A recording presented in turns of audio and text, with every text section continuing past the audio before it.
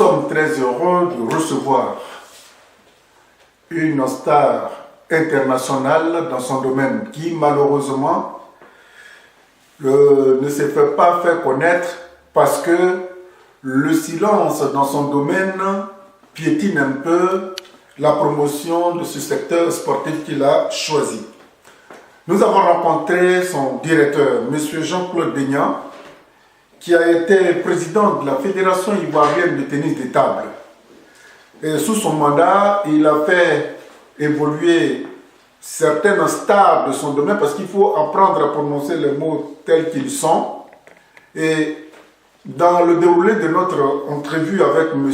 Jean-Claude Deignan, il n'a de cesse de parler d'une de ses prouesses qui s'appelle Ali Kanaté. Donc, on ne peut pas ne pas le rencontrer dans notre chasse à la promotion de ce sport ivoirien et dont nous invitons vraiment le ministre ou le ministère et le service de sport en Côte d'Ivoire de tout faire pour promouvoir en interne ce sport qui engrange beaucoup de lauriers, beaucoup de bienfaits. Nous rencontrons pour vous Ali Kanagaté, 22 ans, champion de son état et grâce au sport qui vit en France. Kanaté, Ali ou Kanaté? Mon prénom c'est Kanaté et mon nom c'est Ali, mais les gens préfèrent m'appeler Ali donc, parce que c'est plus simple et c'est plus court, donc voilà, donc on m'appelle Ali et je l'accepte. Mais quand on voit physiquement Ali, il a tout d'être un sportif, un footballeur sportif. Qu'est-ce qui a amené Ali à aller faire du ping-pong? Justement, il avait commencé par le football. Je me rappelle à l'époque, j'habitais à Yopougon avec ma mère. On jouait à Sikoji, justement. On jouait au foot et c'est avec qu'on a déménagé. On est allé habiter à Djamé. Et au sein de la cité à Djamé, il y avait une table de tennis de table. Donc on jouait pour s'amuser parce que c'était une découverte. Voilà, c'était un sport qu'on ne connaissait pas auparavant. Et un de ces quatre, on jouait et il y avait un dirigeant qui est passé, qui s'appelle Kwadjo Yao Thierry, qui est président du club de Solémi Sport, le secrétaire général actuel. Donc il nous a dit, mais les enfants, si vous voulez, on a un club de tennis de table à Cocody, à la Solémi en face de la RTI. Si vous voulez progresser dans ce sport, on peut vous encadrer, donc on vous invite à venir à Cocody. Donc tout est parti de là. Et tout est parti de là et bon, il chausse. Au lieu de chausser le crampon, maintenant il ne chausse plus le crampon, il va prendre une raclette. Alors, les premiers pipons, comment ça s'est passé? Ouais, c'est un sport vraiment passionnant. Donc au début, c'était pour nous, malgré les difficultés, mais c'était intéressant. Autre que le football et découvrir un sport comme le tennis de table, pour nous, voilà, on ne pensait pas qu'un jour on avait accès à ce genre de sport. Donc on prenait vraiment du plaisir, on s'amusait et puis donc je peux dire les débuts ont été vraiment très intéressants. Et vous étiez combien à cette époque-là? À cette époque, on était à Djamé, on était une dizaine de joueurs et finalement, je suis resté le seul. Mais tout à l'heure, quand je dis tout à l'heure, nous avons rencontré M. Deignan qui disait que les parents ivoiriens préfèrent que tout le monde aille jouer au football. Vous, comment vous avez réussi, toi, comment tu as réussi à convaincre tes parents pour qu'ils te laissent avec cette forme, ce physique athlétique? Tes parents t'ont laissé aller faire du ping-pong. Comment ça se passait? Ok, donc c'est un peu paradoxal. C'est-à-dire, le tennis de table, c'est vrai que c'est un sport. Enfin, en Afrique, il ne nourrit pas son homme, contrairement au football. Mais pour percer au tennis de table, c'est plus facile par rapport au football. Parce que le nombre de licenciés n'est pas plus important que le football, est moins important que le football. Donc forcément, c'est une détermination, tu as une envie, et, tu te donnes vraiment tout ce qu'il faut. À un moment donné, tu perces par rapport au football. Et à l'âge de 13 ans déjà, j'ai effectué mon premier voyage. Donc, je suis issu d'une famille très modeste. Donc, grâce au tennis de table, j'ai pu monter dans l'avion la première fois à l'âge de 13 ans. Pour aller où? Pour aller au Congo, au championnat d'Afrique. Donc, à partir de là, il me dit, bon, ok, à l'âge de 13 ans, tu montes dans l'avion grâce à un sport. Donc, je pense que c'est ta destinée, il faut que tu te donnes tous les moyens. Et c'est ce que j'ai fait. Et c'est quand les parents t'ont vu monter dans l'avion, ils ont dit, ah non, cette histoire, c'est au sérieux, hein? Tout à fait, exactement. Parce que en Afrique, monter dans un avion, c'est synonyme de prouesse, là. Surtout à l'âge de 13 ans. Et quand ça ne vient pas des parents, forcément, c'est quelque chose de bien. Donc, quand mes parents ont vu qu'à travers ce sport-là, je pourrais voyager et tout, Donc ils avaient que à me soutenir, à m'accompagner dans ce sens-là. Et c'est ça qu'on fait. Alors, 13 ans, on est dans l'avion. 13 ans, on descend dans un pays qui n'est pas le sien. Et 13 ans, on se retrouve devant un monde avec plein de projecteurs, de caméras. Et puis 13 ans, tu portes le drapeau de Côte d'Ivoire. Allez. Oui, justement, pour moi, c'était nouveau parce que moi, je suis né au village. Je suis arrivé à Abidjan à l'âge de 8 ans. Donc, 5 ans après, je me retrouve dans un avion, je me retrouve à voyager, à briller, des reportages à la télévision, à la radio, dans la presse écrite. Donc forcément, c'était pas quelque chose c'était quelque chose d'imaginable, en tout cas pour moi et ma famille. Donc vraiment, c'est quelque chose qui m'a apporté, qui m'a construit même. Ça fait qu'aujourd'hui, je me sens plus à l'aise et puis ça m'a forgé. Ça fait que je peux même, depuis 13 ans, je parle en public. Ça fait qu'aujourd'hui, je me sens à l'aise. Donc c'est vraiment des choses qui, à travers ça, ça m'a beaucoup construit en tout cas. Et puis en 2015, Ali est dans l'avion pour la France. Voilà, avant 2015, c'était en 2012, mon premier, vraiment, où il y a eu le déclic. En 2012, je me suis qualifié pour les championnats du monde de tennis de table qui avait lieu à Guam, donc aux États-Unis. Et donc voilà, je faisais partie, comme l'a dit tout à l'heure le président Daignan, je fais partie de la Team Africa. Et la Team Africa, c'est les 4 meilleurs du continent. Donc je me dis voilà, après ça a été beaucoup médiatisé, le président il m'a beaucoup accompagné, il s'est battu pour que vraiment toutes les conditions soient réunies pour que je puisse en tout cas donner le meilleur de moi aux États-Unis à cette compétition-là. Et aux États-Unis. Et aux États-Unis. Donc après ça... Devant des Américains qui ne font que ça. Exactement, dans une salle vraiment pleine aux États-Unis, j'ai donné le meilleur de moi, j'ai eu un résultat honorable plus ou moins. Bronze, argent ou or? Non, j'étais parmi les 15, parmi les 20 premiers. D'accord. C'est quand même le monde, on dit championnat du monde. Donc le tennis a fait partie des sports où il y a plus de licenciés parce que les Chinois ils sont plus de 1 milliard et 80% des Chinois pratiquent ce sport-là. Donc dans plus de 1 milliard de joueurs, tu sors 20e. Je pense que c'est plutôt positif pour un enfant de... Alors, et comme ça, tu descends à Abidjan, quel a été l'accueil qui t'a été réservé? Je ne parle pas des parents, hein, au niveau même de la Fédé. Oui, vous savez, en Côte d'Ivoire, comme on dit, le tennis de table est considéré comme un sport mineur. Et c'est ce qu'on déplore vraiment parce que c'est un sport qui apporte beaucoup à l'humain. Et quand tu regardes dans les pays développés, ce qu'on arrive à faire à travers le tennis de table, je pense que le tennis c'est vraiment un gros facteur qu'on doit prendre en considération.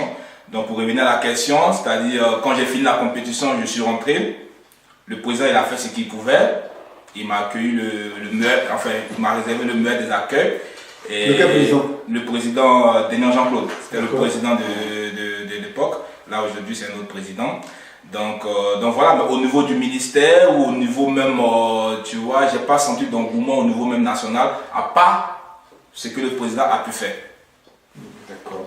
Et puis en 2015, on se retrouve en France. Voilà, donc avant ça, la Fédération internationale de tennis de table m'a octroyé une bourse de 7 000 € qui m'a permis de participer à des compétitions au niveau international, pas que africain, mais au niveau international.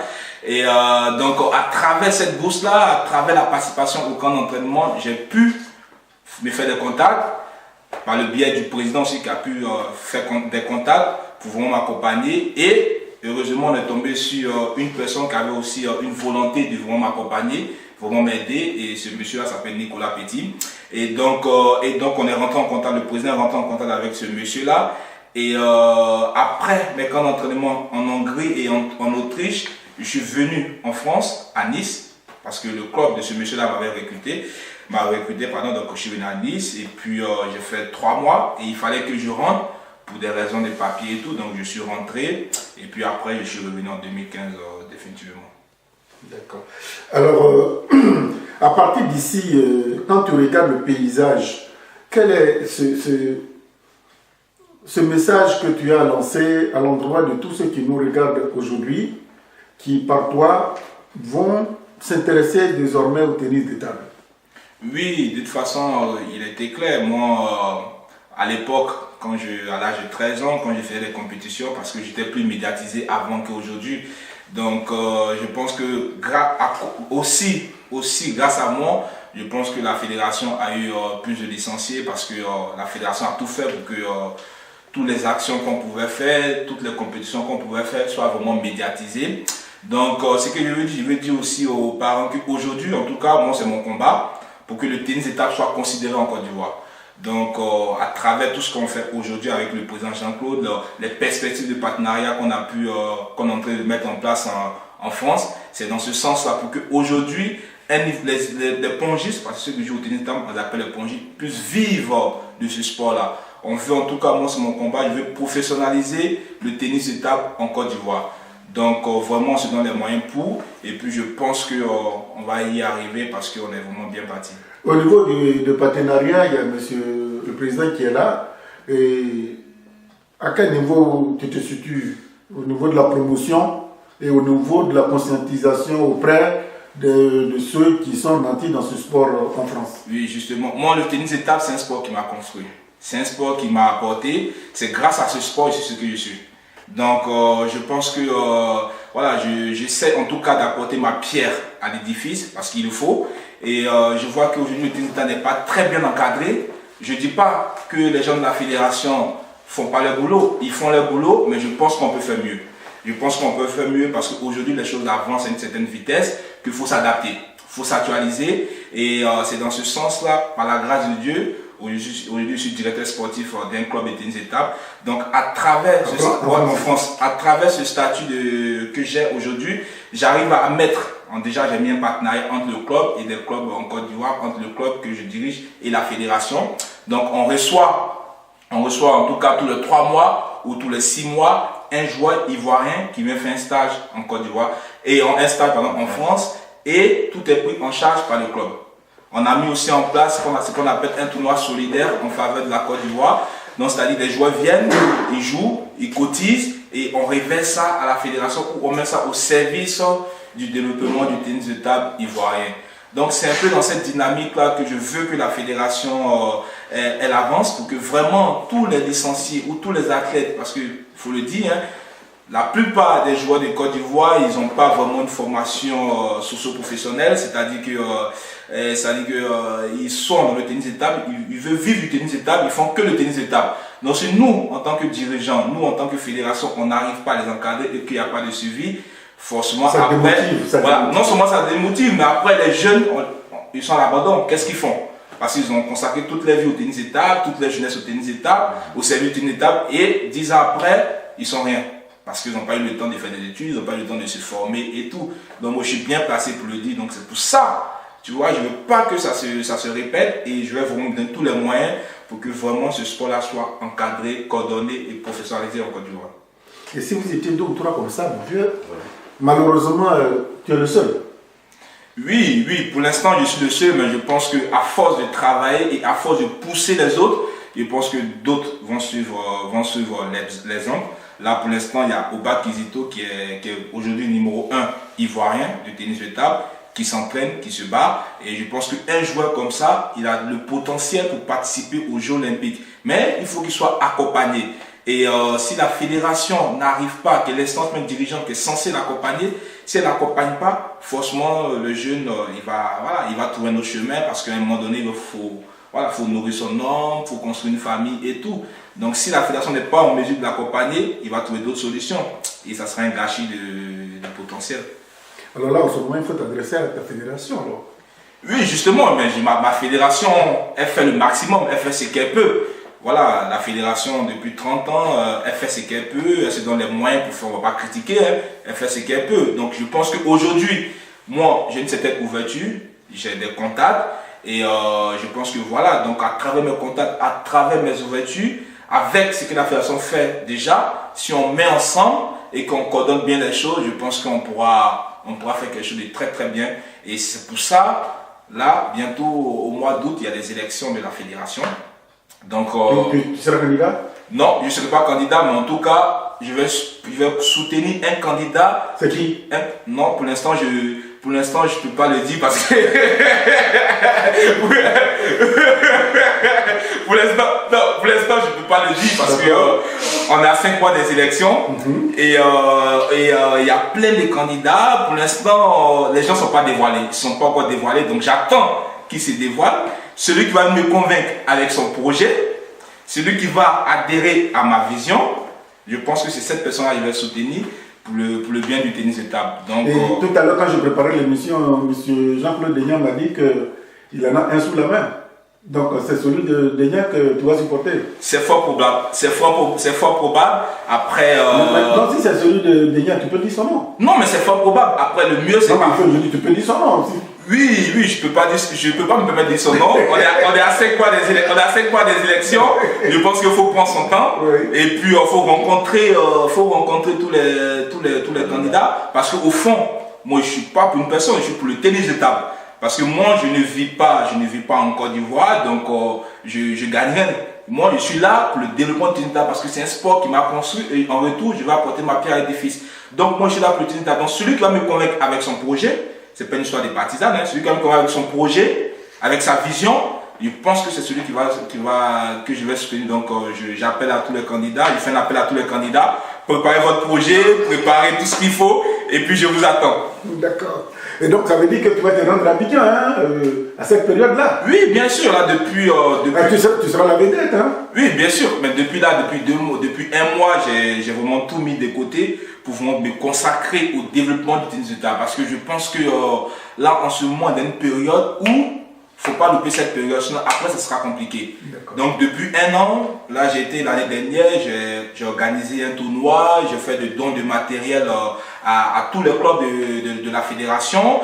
J'ai fait venir des joueurs de Côte d'Ivoire en stage, fait venir des entraîneurs de l'équipe nationale en stage. Même le président il est venu sur mon invitation. Donc déjà, j'essaie de faire ce que je peux. Et je pense que tout ça, ça sera...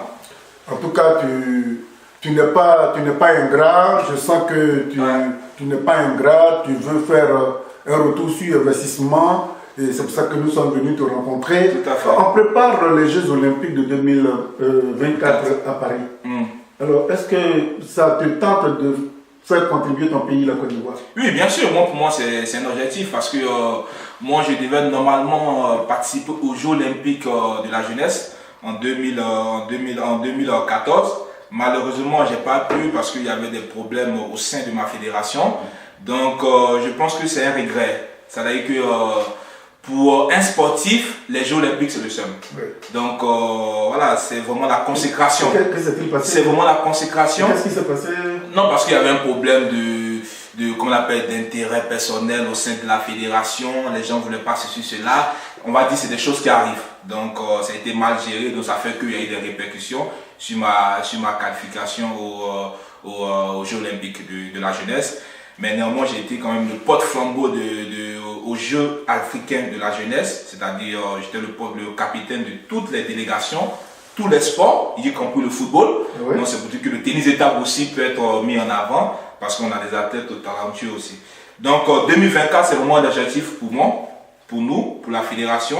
Donc, je pense qu'on va, à partir du mois d'août, si toutefois la nouvelle équipe vient, on va mettre un comité en place pour identifier vraiment celui qui peut être susceptible de se qualifier pour les Jeux Olympiques et voir comment l'accompagner, vraiment le suivre, mettre des moyens à sa disposition pour qu'il puisse se qualifier. Les Jeux Olympiques, c'est dans 5 ans.